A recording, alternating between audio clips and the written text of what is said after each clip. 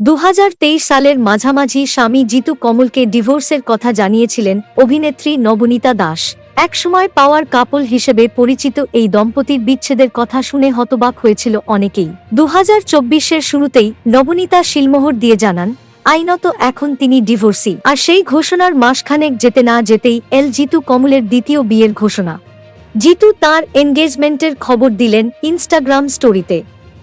সেখানে লিখলেন, আপনারা আমাকে অনেক দিন ধরেই এটা নিয়ে প্রশ্ন করছেন, তাই ভাবলাম জবাবটা দিয়েই দেই।